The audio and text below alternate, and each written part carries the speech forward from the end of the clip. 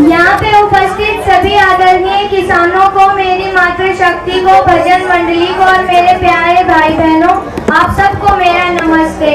आज हमारे किसान आंदोलन को 6 महीने 14 दिन हो गए हैं रोडों पर बैठे और सरकार अपने ही कामों में मगन है। यही नहीं पता कि देश में क्या चल रहा है। 2 दूनी 4 होते हैं लेकिन सरकार कहती है कि 5 होते हैं। वैसे ही ये कानून काले हैं लेकिन सरकार इन कानूनों को सफेद बताती है। और जब हम किसानों ने ऐलान कर दिया था कि बीजेपी और जेजेपी वाले हरियाणा में नहीं आएंगे और हम किसानों को कुछ गलत नहीं कहेंगे, तो फिर इन्हें समझ में क्यों नहीं आता है? या तो इन्हें कुछ समझ में आता ही नहीं या फिर ये समझदार ही कुछ ज्यादा हैं। और हम किसान भी कुछ कम नहीं है। हम किसान इनकी सारी मरोड़ निकाल देंगे, क्योंकि 36 बरादरी के भाईचारे में इतनी ताकत है कि अगर हम ये सरकार दे सकते हैं तो इस सरकार को हम छीन भी सकते हैं। सरकार खरगोश की चाल चल रही है और हम किसान कछुए की। ये कहानी बहुत ही पुरानी है और इस कहानी में आखिरी में जीत हमेशा कछुए की ही थी। इसी तरह हम किसान भी अपने हक की लड़ाई लड़ रहे हैं और हमारी जीत पक्की है। हमारी जमीन हमारे पूर्वजों की धरोहर है और हम इसे नहीं बिकने देंगे।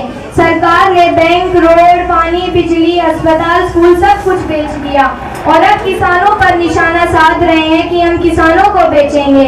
लेकिन हम किसान सारी दुनिया का पेट भरते हैं। हम किसान अन्नदाता हैं, लेकिन शायद ये सरकार अन्न नहीं खाती, क्योंकि अगर ये सरकार अन्न खाती तो फिर अन्नदाता को आज रोडों पर नहीं बिठाती। तो ये सरकार आज अन्नदाता को रोडों पर नहीं बिठाती और हक मांगने पर जेल जैसा कानून नहीं बनाती। लेकिन हम किसान भी कम नहीं हैं। हम किसान तीनों कानून एमएसपी की गारंटी के साथ वापस देकर ही रहेंगे सरकार को। और हमारी माताओं का सम्मान करना तो इन लोगों को आता ही नहीं है। ये तो देवेंद्र बबली ने टोहाना में सबको दिखा दिया, लेकिन और हमारे 3 भाइयों को उन्होंने जेल में डाला। लेकिन हम किसानों ने भी देवेंद्र बबली को अपनी एकता दिखा दी और हमारे तीनों भाइयों को जेल से रिहा करवाया और साथ ही साथ सरकार के घुटने टिकवाए और देवेंद्र बबली से हमने माफी भी मंगवाई।